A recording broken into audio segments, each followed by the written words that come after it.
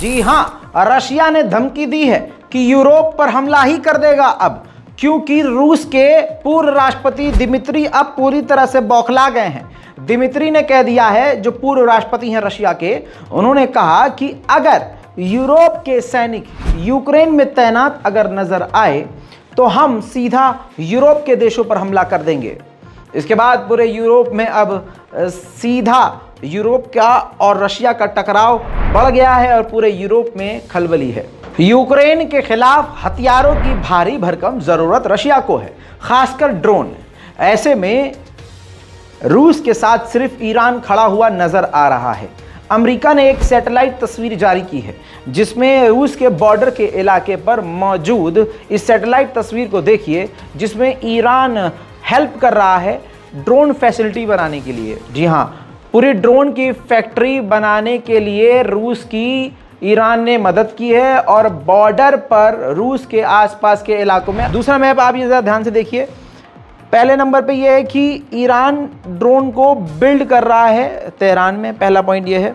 दूसरा पॉइंट ये है कि ईरान ट्रांसफ़र कर रहा है, अगर आप येलो मार्कर आप देखेंगे येलो, तो तेहरान से जो है अमीराबाद के इलाके में बॉर्डर पर कैस्पियन सागर के इलाके में रूस की तरफ ड्रोन भेज रहा है। इसी तरह से जब आप तीसरा नीला आप जो एरो देखेंगे, वो ड्रोन जो है इस जगह से यहाँ तक पूरा शिप के ज़रिए लोड होकर पहुँच रहा है। फिर आप जो ग्रीन वाली जो लाइन देख रहे हैं हरी रंग की, वो ड्रोन जो है ज़मीन के ज़रिए ट्रक पर और किसी गाड़ी पर लाद कर यूक्रेन के बॉर्डर सेचा और प्रीमोर्स्को अख्तार्स्क के इलाके में भेजा जा रहा है। और फिर पांचवा पॉइंट ये है कि वहाँ से सेंचा और दूसरे इलाके से वहाँ से सीधा ड्रोन दागा जा रहा है कीव पर। यानी कहने का मतलब ये है कि अमेरिका ने पूरा रोड मैप बनाकर तैयार किया किस तरह से ईरान खुद हथियार बनाने की मदद भी कर रहा है, फैक्ट्री बनाकर दे रहा है, और किस तरह से ईरान से लेकर सीधा कीव तक ड्रोन पहुंच रहे हैं।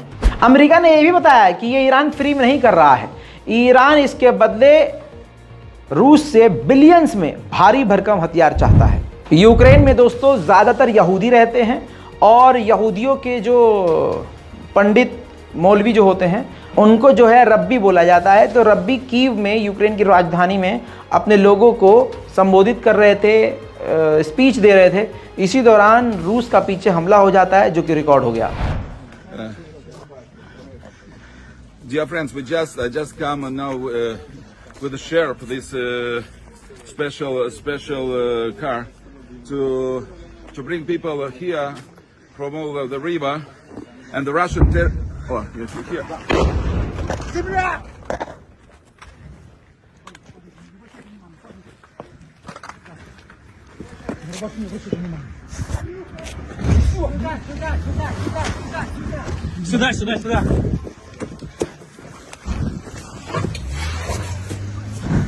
उसके अलावा दोस्तों यूक्रेन रूस पर हिमरास दागता हुआ भी नजर आया है। ताज़ा विजुअल आपके सामने रख रहा हूं।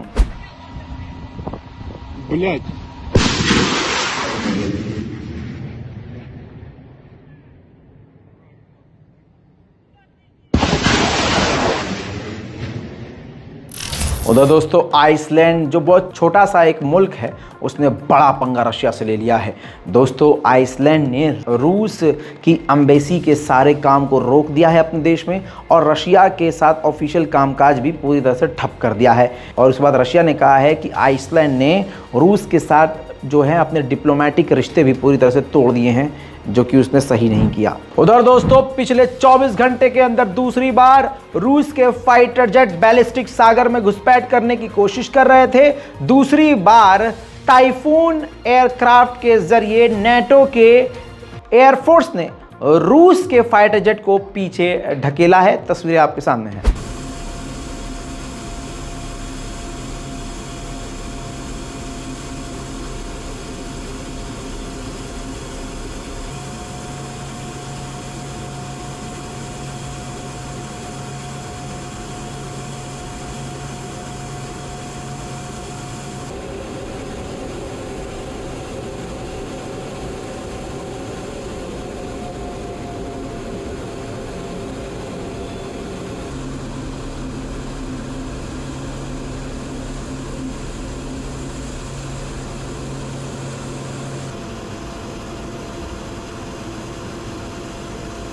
उधर भारत G20 की मीटिंग को लीड करने वाला है और भारत पे G20 की मीटिंग में सारी दुनिया के बड़े देश आने वाले हैं।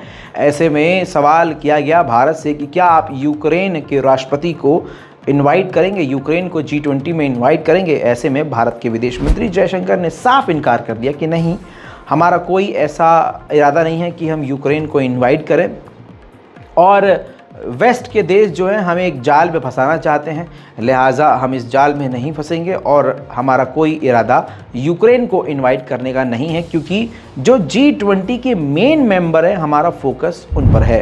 उधर यूक्रेन के इलाके में, ओडेसा के इलाके में रात को ड्रोन हमला रूस की तरफ से हुआ।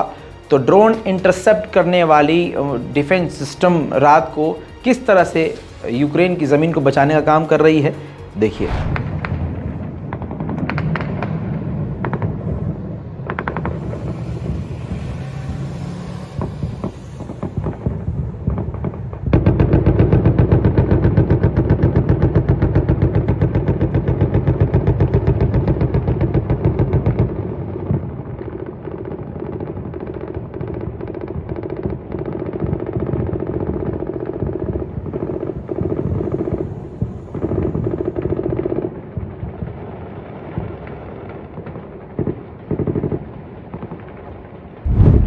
दोस्तों ये है लेटर हेड अब अमेरिका का, जिसमें अमेरिका ने ऐलान किया है एक बार फिर से 2.1 बिलियन मिलिट्री एड पैकेज का, जिसके अंदर कई तरह के हथियार होंगे, जिसमें Patriot defence system, air defence system, Hawkins missile, 105 mm और 203 mm की आर्टिलरी शेल्स, प्यूमा अनआर्म aerial system, laser guided missile system और भी छोटे मोटे हथियार शामिल हैं। यूक्रेन के इलाके का बांध टूटने के बाद 81 से 82 गांव यूक्रेन के डूब गए थे। माइकोलाइव का इलाका भी पूरी तरह से यूक्रेन का डूब गया था, जिस माइकोलाइव के इलाके में यूक्रेन के राष्ट्रपति ज़ेलेंस्की पहुंचे हैं।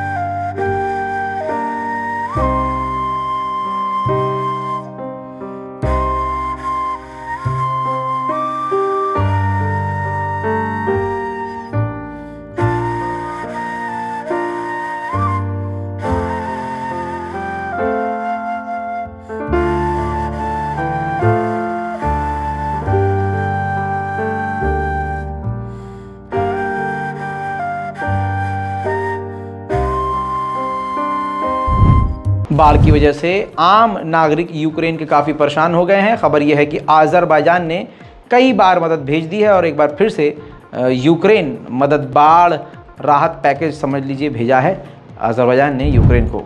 उधर मोल्डोवा में ये तस्वीर आपको दिखा रहा हूँ, मोल्डोवा की तस्वीरें सामने आ रही हैं। मोल्डोवा में यूक्रेन के जो नागरिक शरण ले रहे थे, जो वहाँ रेफ्यूजीज़ थे यूक्रेन के, उन्होंने रूस की एम्बेसी के ऊपर पानी फेंक दिया। पानी फेंक कर उन्होंने अपना विरोध प्रदर्शन दर्ज करने की कोशिश की। दुनिया भर की गंद फैलाने के बाद, दुनिया भर का रायता फैलाने के बाद जर्मनी के चांसलर ने अब कहा है कि वो खुद व्लादिमीर पुतिन से बात करेंगे और मनाएंगे कि किसी भी तरह से रूस की सेना पीछे हट जाए। जर्मनी के ये वो चांसलर हैं जो कल तक पुतिन को खुद गाली बक रहे थे और ख़ुद कह रहे थे कि ये जंग रुकेगी नहीं, उससे बात करने का कोई मतलब नहीं, रूस से बात करने का कोई मतलब नहीं बनता। और यही वो जर्मनी है जिसने अपने इतने हथियार यूक्रेन को दे दिए कि खुद खाली हाथ हो गया। अब जर्मनी के चांसलर कह रहे हैं कि अब हम बात करेंगे व्लादिमीर पुतिन से। यूक्रेन के ओमन के इलाके में रूस ने ऐसा हमला किया जो सीसीटीवी में रिकॉर्ड हो गया। उस सीसीटीवी के फुटेज को देखने के बाद आप समझ सकते हैं कि रूस कितने खतरनाक हमले कर रहा है।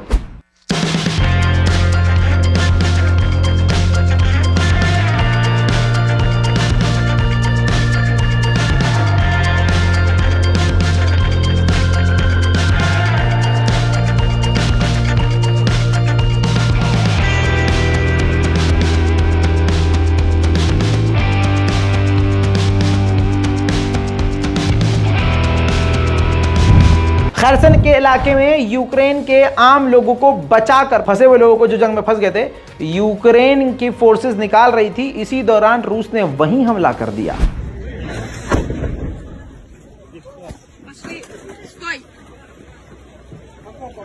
इन तमाम चीज़ों के बाद रशिया ने एक बार फिर से वार्निंग दी है कि अगर यूक्रेन को न्यूक्लियर हथियार दिए गए तो तबाही पूरी दुनिया में मचेगी।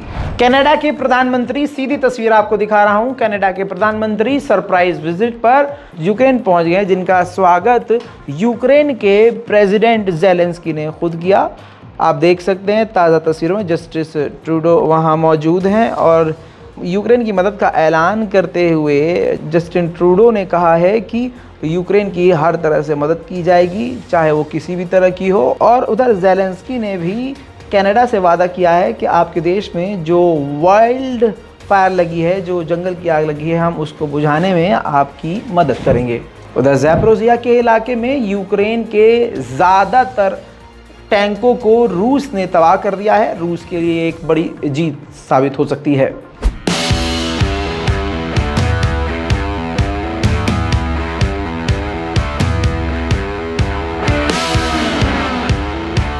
वहीं खैरसन पर रूस का जो खतरनाक हमला था, उसकी एक और तस्वीर दिखाना चाहूंगा। Нас тупо хуярят, обстреливают, блядь, со всего. О! Ебать! खैरसन के इलाके में यूक्रेन ने रूस के कमांड इलाके पर बड़ी मिसाइल दागी हैं, जिसके बाद तबाही के मंजर आपके सामने हैं। Шале. Дышать нечем. उधर यूक्रेनियन मीडिया काफ़ी ज़्यादा मुसीबत में है। यूक्रेन की मीडिया जहां कवरेज कर रही है, उसी के आसपास रशिया खतरनाक हमले करता हुआ रिकॉर्ड हो गया है। देखिए,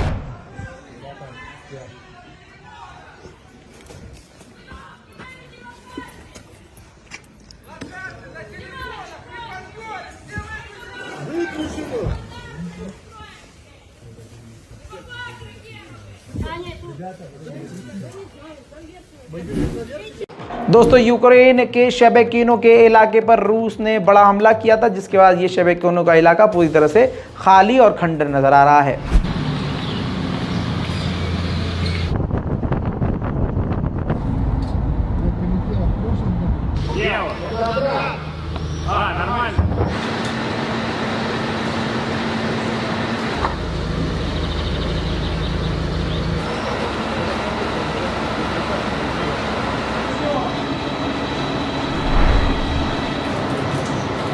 दोस्तों, लेपर्ड 2 टैंक कई देशों ने यूक्रेन को दिया और बहुत छाती चौड़ी करके दिया कि लीजिए अब रूस की तबाही मचा दीजिए। जिसके बाद रशिया ने, ये देखिए, लेपर्ड 2 टैंक को तबाह करते हुए की वीडियो जारी कर दी है। इसी तरह से ओमाशेचीना का इलाका यूक्रेन का, वहां भी रूस ने हमला किया, जिसमें 7 आम लोग घायल हैं।